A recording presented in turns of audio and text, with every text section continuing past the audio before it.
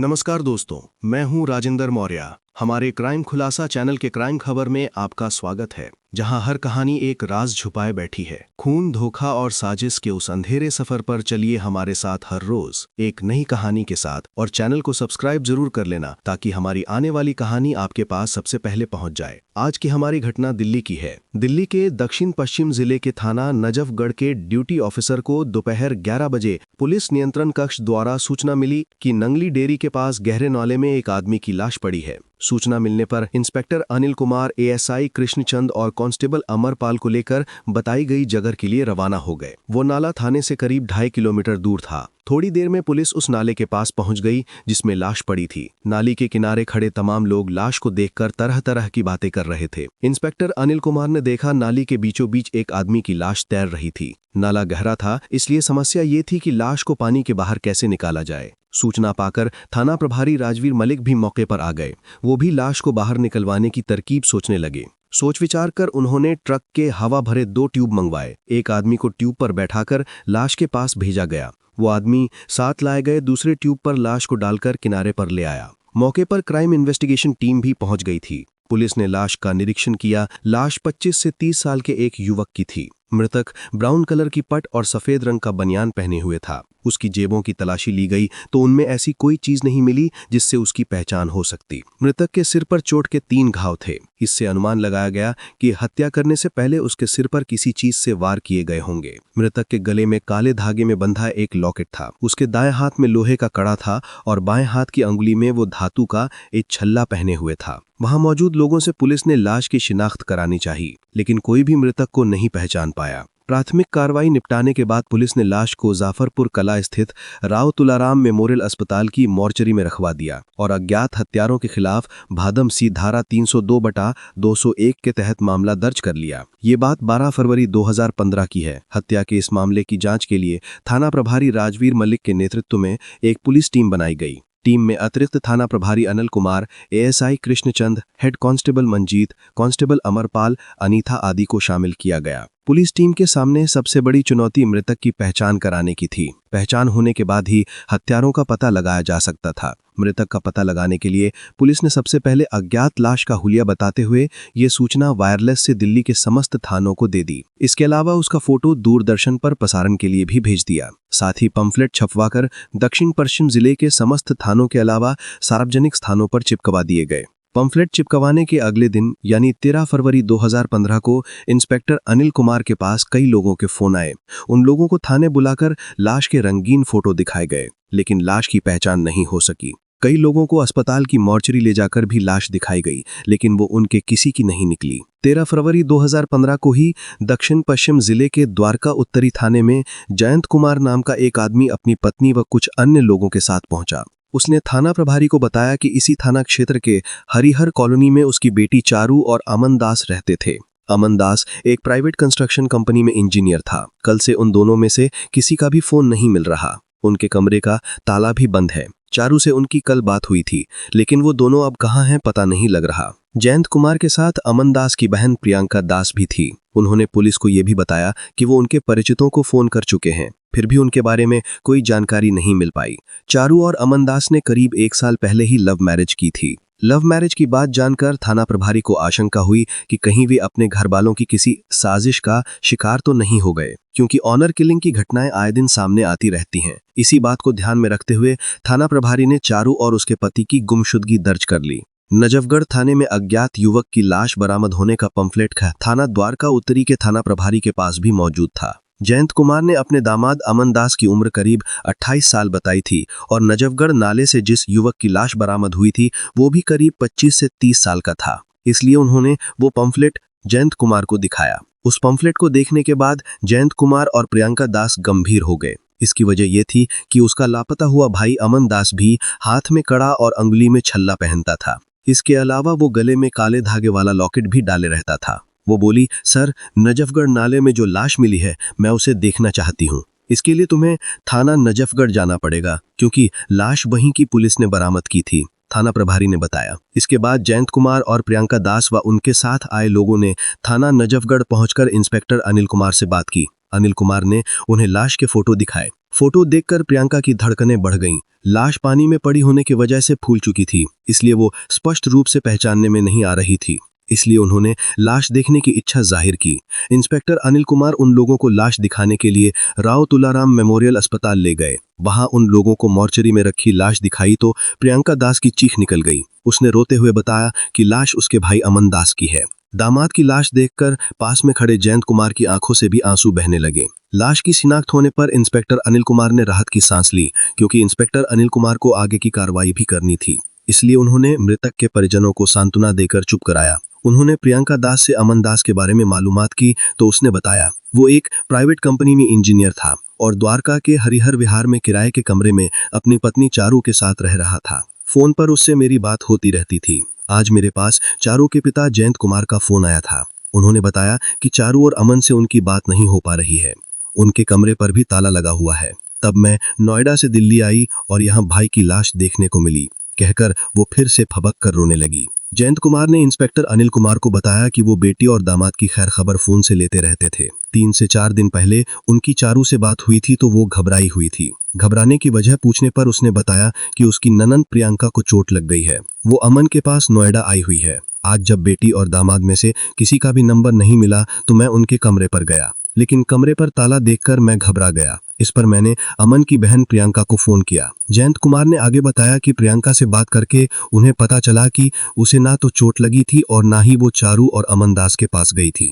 इस बात से उन्हें अंदेशा हुआ और प्रियंका को दिल्ली बुलाकर वो थाना द्वारका उत्तरी पहुंच गए। जयंत कुमार ने आशंका जताई कि हो ना हो किसी ने दोनों की ही हत्या कर दी हो। इस अंदेशे को ध्यान में रखते हुए पुलिस ने फिर से उस नाले के आसपास चारू के शव को ढूंढा, लेकिन कहीं कुछ नहीं मिला।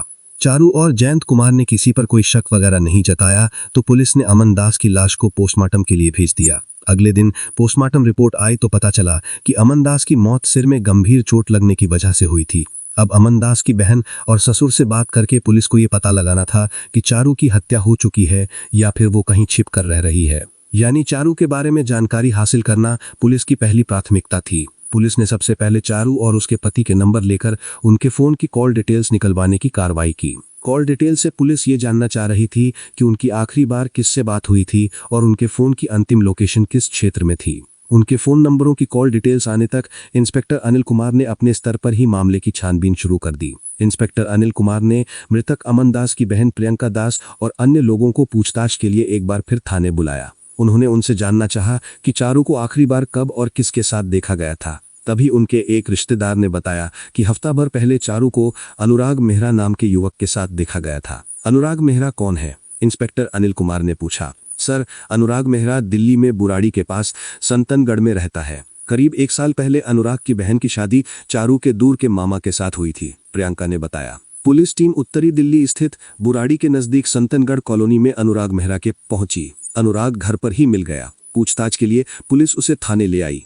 थाना प्रभारी के सामने पहुंचकर अनुराग डर गया। थाना प्रभारी राजबीर उसकी घबराहट को भांप गए। उन्होंने उससे चारू के बारे में पूछा तो वो अनभिज्ञता जताई, जबकि अनुराग के हाव भाव से लग रहा था कि वो कुछ सच्चाई छिपा रहा है। इसलिए उन्होंने उससे सख्ती से पूछताछ की। इस पर अनुराग बोला, सर, मैं चारू से 5 से 6 की रात को मिला था। सुबह होने पर मैं अपने घर चला गया था। चारू अपने कमरे पर ही रह गई थी। बाद में वो कहाँ गई पता नहीं। तुम उससे रात में ही क्यों मिलने गए थे?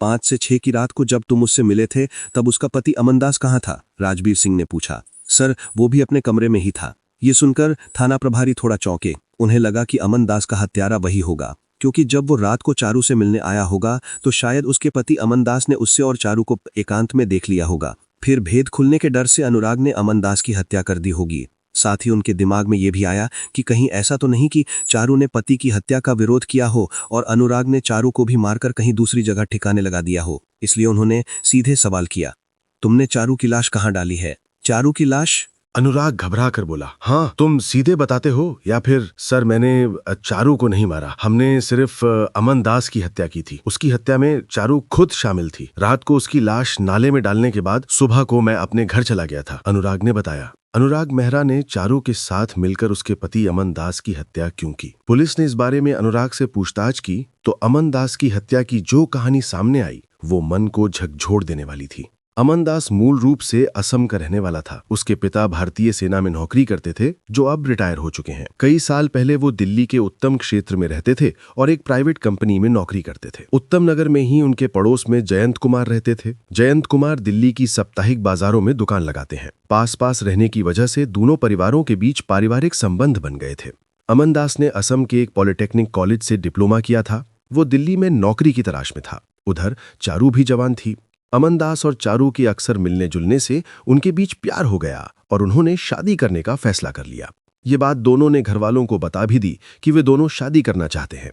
अमन के घरवालों को बेटे की पसंद पर कोई एतराज नहीं था। अब सब कुछ चारू के घरवालों की इच्छा पर निर्भर था। चारू के पिता जयंत कुमार जानते थे कि अमनदास पढ़ा लिखा और होनहार लड़का है। उन्होंने सोचा कि आज नहीं तो कल अमन की नौकरी लग ही जाएगी, उसके साथ चारू की जिंदगी हंसी खुशी से कटेगी। यही सोचकर उन्होंने बेटी की बात मान ली। इससे चारू की खुशी का ठिकाना नहीं रहा। इसके बाद सामाजिक रीति रिवाज से दोनों की शादी हो गई। ये सन 2011 की बात है। शादी के बाद अमनदास के घरवाले असम चले गए। चारू भी उनके साथ गई थी। अमन के पिता ने वहीं पर एक प्राइवेट कंपनी में नौकरी कर ली। चारू और अमन असम में करीब 1 साल रहे। इस दौरान चारू ने एक बेटी को जन्म दिया, लेकिन जन्म के 1 दिन बाद ही उस बच्ची की मौत हो गई। बेटी की मौत के बाद चारू एक तरह से सदमे में आ गई। उसे डॉक्टर के पास ले जाया गया तो डॉक्टर ने सलाह दी कि उसे काउंसलिंग की जरूरत है। बहरहाल कुछ दिनों तक असम में रहने के बाद अमन और चारू दिल्ली आ गए। दिल्ली आकर अमन नौकरी की तलाश में जुट गया। थोड़ी कोशिश के बाद बाहरी दिल्ली के ढिचाऊ कला के पास एक प्राइवेट कंस्ट्रक्शन कंपनी में उसकी नौकरी लग गई। अमनदास को नौकरी मिल जाने के बाद पति पत्नी ककरोला गांव में किराए पर कमरा लेकर रहने लगे। पति के नौकरी पर चले जाने के बाद चारों दिन भर घर में अकेली रहती थी। घर के काम धाम निपटाने के बाद अकेलेपन से वो ऊब जाती थी। उसने इस बारे में एक दिन अमन से कहा, मैं खाली समय में घर पर पड़े पड़े बोर हो जाती हूँ, इसलिए मैं चाहती हूँ कि आसपास कहीं नौकरी कर लूँ, इससे 4 पैसे घर में आएंगे। चारू पढ़ी लिखी तेज तर्रार युवती थी, इसलिए अमन को उसकी तरफ से कोई चिंता नहीं थी। उसने उसे नौकरी की इजाजत दे दी। साथ ही वो खुद भी यार दोस्तों के माध्यम से उसके लिए नौकरी तलाशने लगा। इसका नतीजा ये निकला कि एक जानने वाले व्यक्ति की मार्फत रमेश नगर स्थित एक कॉल सेंटर में चारू को नौकरी मिल गई। नौकरी लग जाने के बाद चारू में एकदम बदलाव आने शुरू हो गए। उसे जो सैलरी मिलती थी उसका ज्यादातर हिस्सा वो अपने बनने संवरने पर खर्च कर देती थी।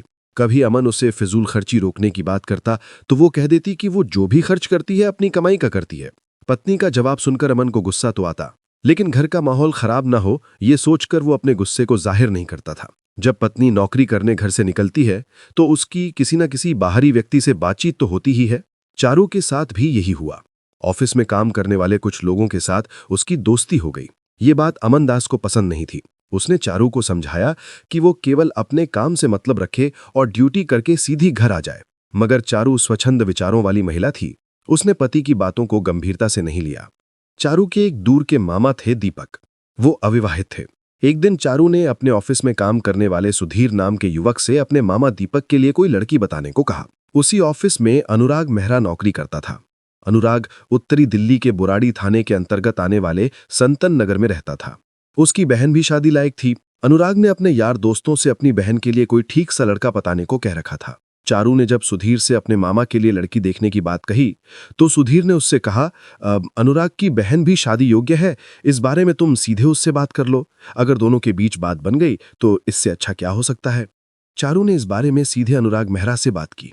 इसके बाद अनुराग के घरवालों ने दीपक को देखा। उन्हें दीपक का घर परिवार ठीक लगा। दोनों तरफ से बात तय हो जाने के बाद दीपक की शादी अनुराग की बहन के साथ तय हो गई। शादी हो जाने के बाद चारू और अनुराग के ऑफिस के संबंध रिश्तेदारी में बदल गए।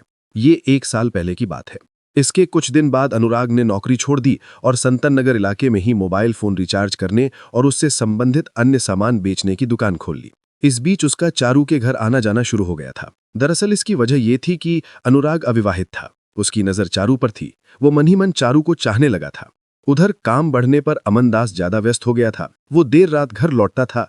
थका मांदा होने की वजह से वो खा पीकर सो जाता। पत्नी की शारीरिक जरूरतों की तरफ उसका कोई ध्यान नहीं था। पति की इस बेरुखी से चारू के कदम बहक गए। चारू काफी दिनों से 25 वर्षीय अनुराग मेहरा की आंखों की भाषा को समझ रही थी। वो उसकी बातों से उसके मन की चाहत को भांप गई थी। पति की बेरुखी ने उसे अनुराग की तरफ बढ़ने के लिए मजबूर कर दिया। वो अनुराग के साथ बिना किसी झिझक के घूमने फिरने लगी। एक बार तो वो अनुराग के साथ मथुरा भी घूमने गई। वहां वे दोनों एक होटल में ठहरे। तभी उनके बीच जिस्मानी संबंध भी कायम हो गया। मथुरा जाने से पहले चारू ने अमन दास को बताया था कि ऑफिस की तरफ से एक टूर मथुरा जा रहा है। उस टूर में वो भी जा रही है। अमन दास ने भी इस बारे में छानबीन नहीं की। उसे क्या पता था कि वो अपनी आंखों में धूल झोंक कर अपने प्रेमी के साथ रंगरैलियां मनाने जा रही है। कोई भी महिला जब इस तरह के कदम उठाती है तो वो अपने स्वार्थ में इतनी अंधी हो जाती है कि उसे इज्जत बेइज्जती की भी परवाह नहीं रहती। वो हमेशा अपने स्वार्थ को पूरे करने के ताने बाने बुनती है। चारू ने सोचा था कि उसकी हरकतों का पति को पता नहीं लगेगा, इसलिए पति के ड्यूटी पर निकलते ही वो अपने कमरे पर अनुराग को बुला लेती थी। इसके बाद उनकी रासलीला शुरू हो जाती थी। काफी दिनों तक यही सिलसिला चलता रहा। इसी दौरान चारू ने नौकरी भी छोड़ दी। चारू भले ही पति की आंखों में धूल झोंक रही थी, लेकिन वो मोहल्ले में रहने वालों की नजरों को धोखा नहीं दे सकती थी। अनुराग उसके पति की गैर मौजूदगी में उसके कमरे पर आकर घंटों तक रुकता था। मोहल्ले वाले इसका मतलब समझ रहे थे। बहरहाल चारू और अनुराग के संबंधों को लेकर मोहल्ले में कानाफूसी शुरू हो गई। किसी तरह ये बात अमन दास के कानों तक भी पहुंच गई। अमन दास पत्नी पर विश्वास करता था। उसे लोगों की बातों पर यकीन नहीं आया, लेकिन इन बातों ने उसके दिल में शक की लहर जरूर दौड़ा दी। उसने इस बारे में चारू से बात की तो वो उसके सामने एकदम सती सावित्री सी बन गई। उसने कहा कि अनुराग हमारा रिश्तेदार है, वो कभी कभार यहाँ आ जाता है तो पता नहीं लोगों को जलन क्यों होती है। उसने पति पर विश्वास जमाते हुए कहा कि उसके और अनुराग के बीच ऐसा कुछ भी नहीं है। अमन ने भी उसकी बातों पर विश्वास कर लिया। पति के कुछ न कहने पर चारू अपनी चालाकी पर इतरा रही थी। वो मन ही मन खुश थी कि उसने कितनी आसानी से पति को मूर्ख बना दिया है। उसने पहले की ही तरह अनुराग से मिलना जुलना जारी रखा। उधर अमन ने भले ही पत्नी से कुछ नहीं कहा था, लेकिन उसके दिमाग में शक का कीड़ा कुलबुलाने लगा था। सच्चाई जानने के लिए टाइम बेटाइम अपने कमरे पर आने लगा। एक दिन दोपहर के समय वो अपने कमरे के करीब ही पहुंचा ही था, तभी उसने कमरे से अनुराग को निकलते देखा। अनुराग ने उसे नहीं देखा था। कमरे से निकलकर अनुराग सीधे अपनी कार में बैठकर वहां से चला गया था। अमन कमरे में गया। उसे अचानक आया देखकर चारू चौंक गई। अमन ने उससे पूछा, लगता है अनुराग ने यहाँ आना बंद कर दिया है। जब लोग फालतू की बातें करते हैं तो वो यहाँ क्यों आएगा? चारू तपाक से बोली। उसकी बात सुनकर अमन समझ गया कि चारू उससे झूठ बोल रही है। अनुराग को उसने घर से निकलते देखा था, जबकि चारू ने ये बात उसे नहीं बताई। अपने वहम की पुष्टि के लिए उसने फिर पूछा, मेरे आने से पहले क्या कोई मेहमान यहाँ आया था? नहीं तो किसने बताया आपको? यहाँ तो कोई नहीं आया था। वो घबराते हुए बोली, तुम झूठ बोल रहे हो, यहाँ अभी अनुराग आया था। तुम्हारी बातों से तो लग रहा है कि मोहल्ले वाले तुम्हारे बारे में जो बातें कह रहे हैं वो सही हैं। अमन झल्लाते हुए बोला। पति के तेवर देखकर चारू चुप रही। पत्नी को कुछ देर डांट पटने के बाद अमन भी चुप हो गया, लेकिन उस दिन के बाद दोनों के बीच मनमुटाव शुरू हो गया। रोजाना का झगड़ा आम बात हो गई। बात चारू के मायके तक पहुंची तो उसके पिता जयंत कुमार ने चारू को समझाया, लेकिन चारू अनुराग के प्यार में इतनी अंधी हो चुकी थी कि उसने पिता की बातों को भी हवा में उड़ा दिया। उसने मन ही मन तय कर लिया था कि वो अनुराग के साथ शादी करके अलग घर बसाएगी। इसके लिए उसने अमन से तलाक देने को कहा, लेकिन अमन उसे तलाक देने को राजी नहीं हुआ। जब चारू को लगा कि सीधी उंगली से घी नहीं निकलेगा, तो उसने अनुराग से साफ कह दिया कि अब अमन को ठिकाने लगाना ही पड़ेगा। इसके बाद ही हम साथ साथ रह सकते हैं। अनुराग ने जब कहा कि अमन को मारकर मुझे क्या मिलेगा, तो चारू तपाक से बोली, मैं मिलूंगी। मुझे हासिल करने के लिए तुम्हें ये काम करना ही पड़ेगा। अनुराग भी चारू को बहुत चाहता था। जब उसे लगा कि चारू मानने वाली नहीं है, तो उसने अमन को ठिकाने लगाने की हामी भर दी। अनुराग किराए के हत्यारे से अमन की हत्या कराना चाहता था, लेकिन उसके सामने समस्या ये थी कि वो ऐसे किसी शख्स को नहीं जानता था जो पैसे लेकर ये काम कर सके। तब चारू और अनुराग ने खुद ही अमन को ठिकाने लगाने की योजना तैयार कर ली। 4 फरवरी 2015 को अचानक अमन के हाथ से चाय का प्याला गिर गया। गर्म चाय से उसका पैर जल गया था। उसकी वजह से वो 2 दिन से अपनी ड्यूटी पर नहीं जा पा रहा था। चारू और अनुराग ने इसी का फायदा उठाया। 5 फरवरी की रात को अमन पत्नी की योजना से बेखबर होकर सो गया। तभी चारू ने अनुराग को फोन कर दिया। अनुराग अपनी Santro car number DL 8 RCF 5776 से अमन दास के कमरे पर पहुंच गया। उसने दरवाजे के बाहर पहुंचकर चारू को फोन किया। चारू ने दरवाजा खोल दिया और उसे ये कहते हुए छत पर भेज दिया कि आधी रात के बाद जब वो फोन करे तो छत से नीचे आ जाना। अनुराग छत पर चला गया।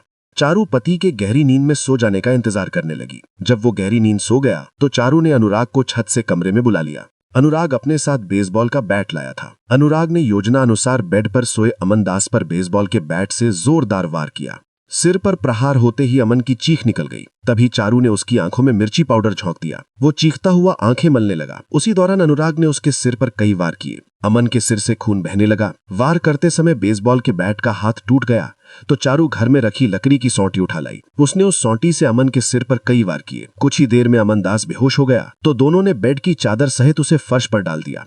चारू कमरे में रखा लोहे का पाइप उठा लाई। चारू ने उस पाइप से पति पर वार किया। बाद में अनुराग अमन के पेट पर बैठ गया और उसका गला दबा दिया। अमन दास की हत्या करने के बाद उन्होंने लाश उसी बेडशीट में लपेट दी, फिर बाथरूम में अपने हाथ वगैरह साफ किए। एक पिल्लो कवर पर भी खून के ज्यादा धब्बे लगे थे, उस पिल्लो कवर को भी उन्होंने बेडशीट के साथ लपेट दिया। हाथ पैर साफ करने के बाद चारू ने अपने कपड़े वगैरह एक बैग में भर दिए ताकि उसे ठिकाने लगाने के बाद वो भी वहां से खिसक जाए। अनुराग की सेंट्रो कार दरवाजे के बाहर खड़ी थी। दोनों ने चादर में लपेटी अमन दास की लाश सेंट्रो कार की पिछली सीट पर डाल दी। जैसे ही अनुराग ने कार स्टार्ट करनी चाहिए, वो स्टार्ट नहीं हुई। वो घबरा गया कि अब क्या करें। उसी समय इत्तेफाक से 2 लोग उधर से आ रहे थे। अनुराग ने उन लोगों से कार में धक्का लगवाया। कार स्टार्ट होने पर चारू बैग लेकर कार में अगली सीट पर बैठ गई। बैग लेकर वो अगली सीट पर इसलिए बैठी ताकि पुलिस चेकिंग में उन्हें परेशानी ना आए। अमूमन रात में चेकिंग के दौरान गाड़ी में किसी महिला के बैठे होने पर पुलिस यही समझती है कि वो परिवार की ही महिला है। कार लेकर अनुराग पहले बहादुरगढ़ रोड पर गया, लेकिन वहां मौका न मिलने पर वो वापस नजफगढ़ की ओर लौट आया और नंगली डेयरी के पास गहरे नाले में चादर से लाश निकालकर फेंक दी। बाद में चादर और पिलो कवर भी वहीं फेंक दिया। लाश ठिकाने लगाकर वे दोनों कमरे पर पहुंचे। चारू ने बेड और फर्श पर लगे खून के धब्बे साफ किए। अनुराग भी वहीं सो गया। सुबह होते ही अनुराग अपने घर चला गया। थोड़ी देर बाद चारू ने अंकित नाम के युवक को फोन किया। अंकित नजफगढ़ में ही रहता था और उसके ऑफिस में ही काम करता था। उसने अंकित से कहा कि अमन उससे लड़ उसे अकेला छोड़कर कहीं चला गया है। उसने उसके पास रहने को कहा। अंकित ने सहानुभूति जताते हुए उसे अपने कमरे पर बुला लिया। चारू बैग में अपने कपड़े आदि भरकर दरवाजे पर ताला लगाकर अंकित के कमरे पर चली गई। इस बीच चारू की अपने घर वालों से फोन पर बात होती रही। एक दिन चारू अंकित के सामने अपना दुखड़ा रो रही थी, तभी उसके पिता जयंत कुमार का फोन आया। फोन पर बात करते समय जयंत कुमार को लगा कि चारू सामान्य नहीं है। उन्होंने उससे घबराहट की वजह पूछी तो चारू ने बता दिया कि ननद की चोट लगी है, उन्हें देखने के लिए वो नोएडा आई हुई है। लेकिन 12 फरवरी को उसने अपना फोन स्विच ऑफ कर दिया। 12 फरवरी के बाद जयंत कुमार की बेटी से बात नहीं हुई तो वो परेशान हो गए। उधर अनुराग और चारू ने नाले में अमन दास की जो लाश फेंकी थी वो उस समय तो पानी में डूब गई थी। बाद में वो 12 फरवरी को फूल कर पानी की सतह पर आ गई। नाले में लोगों ने लाश देखी तो उसकी सूचना पुलिस को दी। अनुराग से पूछताछ के बाद पुलिस ने 14 फरवरी 2015 को ही चारू को अंकित के यहां से गिरफ्तार कर लिया। चारू फोन पर अनुराग से बात करती ही रहती थी। उसने अनुराग को बता दिया था कि वो नजफगढ़ में अंकित के पास रह रही है। थाने में चारू ने अपने प्रेमी को पुलिस हिरासत में देखा तो वो समझ गई कि अनुराग ने सारी सच्चाई पुलिस को बता दी है। इसलिए उसने भी पुलिस के सामने पति की हत्या की बात कबूल कर ली। पुलिस ने उनकी निशानदेही पर हत्या में प्रयुक्त बेसबॉल का बैट, सोंटी और लोहे का पाइप चारू के कमरे से बरामद कर लिया। नाले में फेंकी गई बेडशीट और पिलो कवर बरामद नहीं हो सके। चारू और अनुराग मेहरा को गिरफ्तार कर पुलिस ने द्वारका कोर्ट में मेट्रोपॉलिटन मजिस्ट्रेट के समक्ष पेश किया, जहां से उन्हें जेल भेज दिया गया। मामले की तफ्तीश इंस्पेक्टर अनिल कुमार कर रहे हैं, तथ्यों पुलिस सूत्रों पर आधारित। और आज की हमारी दूसरी कहानी औरैया जिले की है और फूंद मार्ग पर एक गांव है हरराजपुर, जो उत्तर प्रदेश के जिला औरैया के थाना दिव्यापुर के अंतर्गत आता है। इसी गांव में राम प्रकाश अपने परिवार के साथ रहता था। उसके परिवार में पत्नी के अलावा एक बेटा अनिल और बेटी सीमा थी। राम प्रकाश लकड़ी के तरह तरह के सामान बनाने का कारीगर था। वो अपने बनाए सामान को बाजारों में बेचता था। इसी की कमाई से वो परिवार का खर्च चलाता था। उसके काम में उसका बेटा अनिल भी सहयोग करता था। सीमा शादी लायक हुई तो राम प्रकाश ने उसकी शादी पड़ोसी गांव वीरपुर के रहने वाले जयकरण के साथ कर दी। जयकरण 3 भाइयों में मंझला था। वो गांव में खेती बाड़ी करता था। हालांकि उसके पास खेती की ज्यादा जमीन नहीं थी, फिर भी जैसे तैसे उसके परिवार की गुजर बसर चल रहा था। जयकरण अपने घर का सामान गांव के ही दिलीप की दुकान से उधार लाता था। दिलीप उसका बचपन का दोस्त था और अक्सर उसके घर भी आया जाया करता था। दिलीप के पिता रामबाबू की मौत हो चुकी थी। उसकी गैर मौजूदगी में माँ विमला भी दुकान पर बैठ जाती थीं। दोस्तों की संगत की वजह से दिलीप को शराब पीने की भी लत लग गई थी। जयकरण और सीमा की उन दिनों नई नई शादी हुई थी। रूप और यौवन से भरपूर सीमा को दिलीप जब भी देखता मदहोश हो जाता। दिलीप जब भी जयकरण के घर आता उसकी निगाहें सीमा को ही ढूंढा करती। सीमा को पाने के लिए उसके दिमाग में एक आइडिया आया। उसने सोचा कि अगर वो जयकरण को शराब पीने की लत लगा दे तो उसे सीमा से बात करने का मौका मिल जाएगा। धीरे धीरे उसने जयकरण पर अपना जाल फेंकना शुरू कर दिया। आए दिन उसकी जयकरण के साथ उसी के घर पर खाने पीने की पार्टी चलने लगी। धीरे धीरे जयकरण को भी शराब पीने का शौक लग गया। दिलीप के कर्ज के नीचे दबे होने के कारण जयकरण उसकी किसी बात से इनकार नहीं करता था। सीमा को पाने की चाहत में दिलीप अपने उधार के पैसे मांगने की बजाय उल्टे उसे घर खर्च का सामान तथा नकद पैसे भी देने लगा। जयकरण दिलीप की इस विशेष कृपा के पीछे की मंशा को समझ रहा था, लेकिन वो चाहकर भी कुछ कह नहीं पा रहा था क्योंकि वो उसके कर्ज से दबा हुआ था। नतीजतन दिलीप सीमा के साथ हंसी ठिठोली करने लगा। दिलीप की हंसी मजाक करने पर जब पति ने कोई ऐतराज नहीं किया तो सीमा भी उसी अंदाज में दिलीप को जवाब देने लगी। धीरे धीरे उनके बीच हंसी मजाक का दायरा बढ़ता गया। शराब पीना शुरू करने के बाद जयकरण के व्यवहार में काफी बदलाव आ गया था। रात को अक्सर वो शराब पीकर सीमा से बिना बात मारपीट करने लगा था। दूसरे बहुत कम आमदनी होने के कारण वो अपनी नई नवेली दुल्हन का कोई शौक भी पूरा नहीं कर पाता था। सीमा ये बात अच्छी तरह जानती थी कि दिलीप की वजह से ही घर का खर्च चल रहा है। इसी बात से सीमा का झुकाव दिलीप की ओर हो गया। हालांकि उसे मालूम था कि वो जिस रास्ते पर कदम बढ़ा रही है वो ठीक नहीं है, लेकिन जयकरण की आर्थिक स्थिति देखकर सीमा को उस समय कुछ नहीं सूझा और वो दिलीप की ओर आकर्षित होती चली गई। लिहाजा एक दिन ऐसा आ गया जब दोनों के शारीरिक संबंध बन गए। इसके बाद जब भी दोनों को मौका मिलता एक दूसरे में समा जाते। धीरे धीरे दिलीप और सीमा के प्रेम प्रसंगों के किस्से गांव में चर्चा का विषय बनने लगे। साथ ही जयकरण भी अपनी नामर्दी और स्वाभिमान की कमी के कारण गांव में हे दृष्टि से देखा जाने लगा। वैसे तो दिलीप जयकरण को अक्सर शराब के नशे में धुत रखता था, किंतु जब कभी उसे अपराध बोध होता वो सीमा को दिलीप के सामने ही मारना पीटना शुरू कर देता था। दिलीप ने सीमा को भरोसा दे रखा था कि वो हर तरह से उसकी देखभाल करेगा। इसी भरोसे पर सीमा पति से नफरत करने लगी थी। उसकी रोज रोज की गाली गलौज व मारपीट से सीमा तंग आ चुकी थी। दिलीप ने सीमा को सलाह दी कि अगर वो अपने मायके चली जाए तो वो रोज की किचकिच से बच जाएगी, और रही बात मिलने की तो वो किसी न किसी बहाने वहां पहुंच जाया करेगा। एक दिन जब जयकरण सीमा को पीट रहा था तो दिलीप ने उसे मना किया।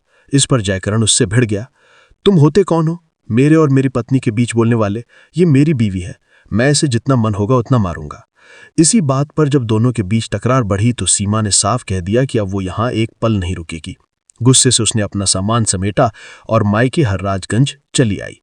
अचानक बेटी को अकेला घर आए देख उसके माता पिता चौंके तो उसने बताया कि जयकरण उसे मारता पीटता है, इसलिए वो हमेशा के लिए उसका घर छोड़कर यहां चली आई है। सीमा को मायके आए अभी 2 दिन ही बीते थे कि जयकरण उसे लेने आ गया, लेकिन सीमा ने ससुराल जाने से साफ मना कर दिया। जयकरण ने सास से सीमा को भेजने का अनुरोध किया तो वो बोली, तुम जो कमाते हो उसकी शराब पी जाते हो। जब तुम अपना ही पेट नहीं भर सकते तो इसे कैसे रखोगे? उल्टे तुम इसे मारते पीटते हो, इसलिए अब ये तुम्हारे साथ नहीं जाएगी। माँ बेटी की दुत्कार से जयकरण को गहरा आघात पहुंचा। वो मायूस होकर अपने घर लौट गया। अब दिलीप ने जयकरण को शराब पिलाना और पैसा देना बंद कर दिया था। इसकी वजह से वो और भी परेशान रहने लगा। इसके बाद उसने अपने हिस्से का खेत बड़े भाई को बेच दिया और गांव छोड़कर कहीं चला गया। दिलीप का जब मन करता वो सीमा से मिलने उसके मायके चला जाता। मौका मिलने पर वो वही इच्छा पूरी कर लेता। एक रोज सीमा की मां ने उसे दिलीप के साथ आपत्तिजनक स्थिति में देख लिया। तब उसने सीमा को डांटा ही नहीं, समझाया भी। इस पर सीमा ने कहा, मां, दिलीप और मैं एक दूसरे को प्यार करते हैं। शादी के बाद से दिलीप ही मेरा और जयकरण का खर्च चला रहा था। दिलीप से मेरी शादी करके तुम्हें पछताना नहीं पड़ेगा। जवान बेटी को घर में बिठाना संभव नहीं था, इसलिए इस बाबत उसने पति रामप्रकाश और अनिल से बात की। उन्होंने सहमति दे दी। तो फिर सीमा का दूसरा विवाह दिलीप के साथ कर दिया गया। दिलीप सीमा को लेकर घर पहुंचा तो दिलीप की मां विमला ने सीमा को बहू के रूप में स्वीकार करने से साफ मना कर दिया।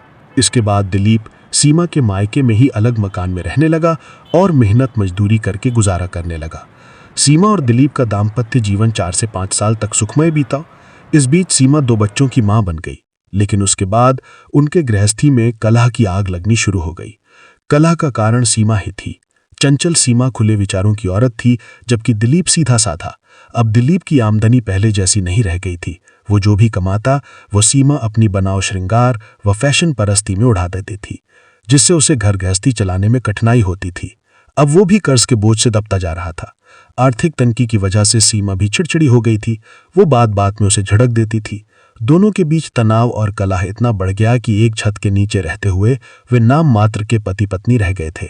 उन्हीं दिनों अजीत का सीमा के घर आना जाना शुरू हुआ। अजीत हारतौली का रहने वाला था और सीमा के भाई अनिल का दोस्त था। वो भी लकड़ी का कारोबार करता था, जिससे अनिल और उसके पिता रामप्रकाश से उसकी अच्छी पटती थी। अजीत अच्छा कमाता था, जिससे वो ठाट बाट से रहता। अजीत जब भी अनिल से मिलने आता, सीमा से भी मिल लेता था। जब वो घर पर अकेली मिलती तो उससे रस भरी बातें करता, उसके दोनों बच्चों को भी खाने पीने की चीजें लाता। जाते समय कुछ रुपए भी सीमा के हाथ पर रख जाता। अजीत सीमा के हुस्न पर लट्टू था। अनुभवी सीमा उसकी बातों और नजरों से उसके मन की बात जान चुकी थी। वैसे भी उसे दिलीप में अब कोई दिलचस्पी नहीं रह गई थी, इसलिए वो अजीत की ओर आकर्षित होती गई। एक रोज अजीत दोपहर को उसके यहाँ आया। उस समय सीमा घर में अकेली थी। दिलीप किसी काम से औरैया गया हुआ था और बच्चे कमरे में सोए थे। अजीत ने आते ही सीमा को बाहों में भरकर कहा, सीमा, मैं तुमसे बहुत प्यार करता हूं, तुम्हारे बिना अब रहा नहीं जाता। कैसी बातें करते हो, मैं शादीशुदा और 2 बच्चों की मां हूं। सीमा ने अजीत को टटोला। तो क्या हुआ, शादीशुदा औरत के पास दिल नहीं होता क्या? लेकिन अजीत, मेरे बच्चों का क्या होगा? सीमा ने आशंका जताई। तुम चिंता मत करो, तुम्हारे साथ मैं तुम्हारे बच्चों को भी अपना लूंगा। इसके बाद सीमा ने निगाहों से उसे आमंत्रण दे दिया तो अजीत ने उसे अपनी बाहों में कैद कर लिया और अपनी मनमानी कर डाली। इसके बाद सीमा, जो पहले बुझी बुझी सी रहती थी, अब खिली खिली सी रहने लगी। अजीत सीमा की हर ख्वाहिश पूरी करने लगा। पति की गैर मौजूदगी में अजीत का सीमा के घर आना आसपास के लोगों में चर्चा का विषय बन गया। जब दिलीप को पता चला तो उसने सीमा से इस बारे में बात की। सीमा बेहयाई से बोली, हाँ, अजीत मुझसे मिलने आता है और आता रहेगा, और तुम भी कान खोलकर सुन लो।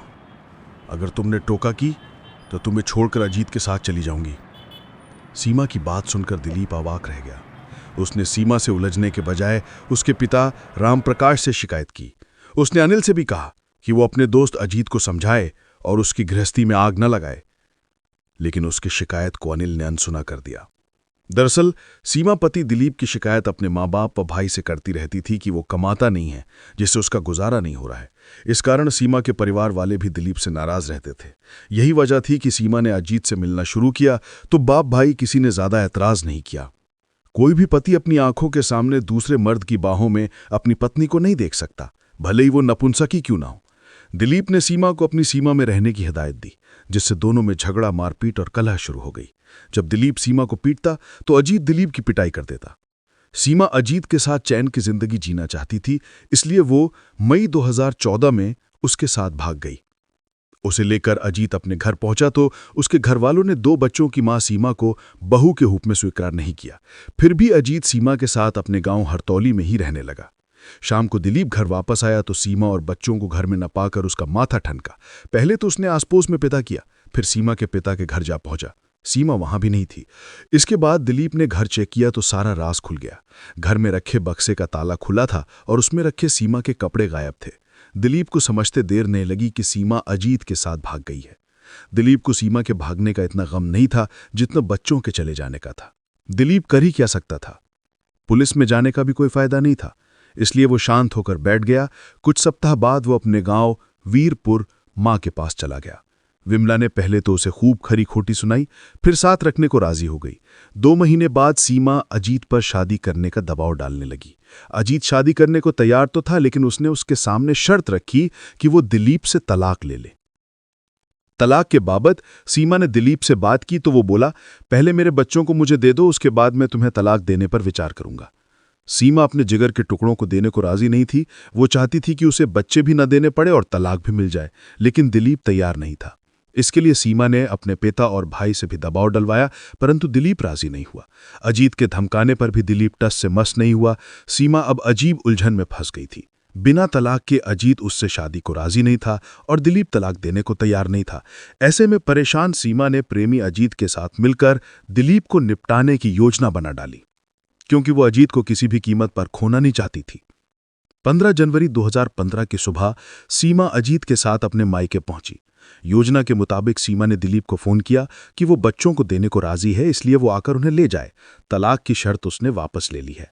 ये सुनकर दिलीप बहुत खुश हुआ। लगभग 12 बजे दिलीप हर राजपुर पहुंच गया। उस समय घर पर सीमा, उसका भाई अनिल, पिता रामप्रकाश और प्रेमी अजीत मौजूद थे।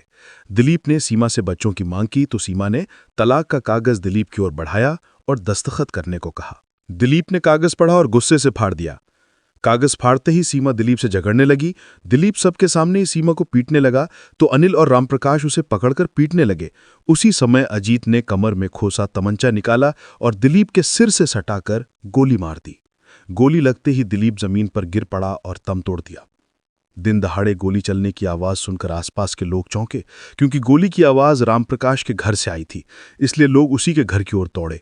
घर के अंदर पहुंचते ही सभी भौंचक के रह गए। आंगन में खून से लथपथ दिलीप की लाश को उन्होंने पहचान लिया। लोगों ने सीमा और अन्य लोगों को पकड़ने की कोशिश की, लेकिन वे उन्हें पकड़ नहीं सके। इसी बीच किसी ने वारदात की सूचना थाना दिव्यापुर पुलिस को दे दी। सूचना पाते ही थाना प्रभारी केदी Yadav, sub inspector Vijay Kumar Bhadauria, R K. Singh, head constable Pradeep व रामनाथ के साथ घटनास्थल पर पहुंच गए। उनकी सूचना पर डीएसपी शिवराज व कोतवाली, औरैया के प्रभारी निरीक्षक विक्रमजीत सिंह भी मौके पर आ गए। उन्होंने भी जांच पड़ताल शुरू कर दी। खबर मिलने पर मृतक की मां विमला देवी भी वहां आ गई। बेटे की रक्त रंजित लाश देखकर वो दहाड़े मारकर रोने लगी। पुलिस अधिकारियों ने विमला को धैर्य बंधाया और पूछताछ की। विमला ने बताया कि उसके बेटे की हत्या सीमा, उसके पिता रामप्रकाश, भाई अनिल और सीमा के प्रेमी अजीत ने मिलकर की है। विमला ने पुलिस को सीमा की चरित्रहीनता की पूरी कहानी बता दी। क्योंकि हत्या की वजह स्पष्ट हो चुकी थी, इसलिए पुलिस ने पंचनामा तैयार करके लाश को पोस्टमार्टम के लिए औरैया भेज दिया। विमला की तहरीर पर भादमी की धारा 302 के तहत सीमा, उसके प्रेमी अजीत तथा रामप्रकाश और अनिल के खिलाफ मुकदमा पंजीकृत कर लिया गया। सभी को गिरफ्तार करने के लिए संभावित स्थानों पर दबिशें दी गईं, लेकिन कथा संकलन तक कोई भी अभियुक्त पकड़ में नहीं आ सका था तथा पुलिस सूत्रों पर आधारित। वीडियो में बताई गई जानकारी केवल जानकारी देने के उद्देश्य से है। हम किसी भी अपराध को बढ़ावा नहीं देते और न ही किसी की भावना को ठेस पहुंचाते। वीडियो पसंद आए तो लाइक करें, चैनल को सब्सक्राइब करें और बेल आइकन दबाएं ताकि हमारी अगली क्राइम स्टोरी आपसे ना छूटे। आप हमारी वीडियो कहां से देख रहे हैं, कृपया कमेंट करके जरूर बताएं।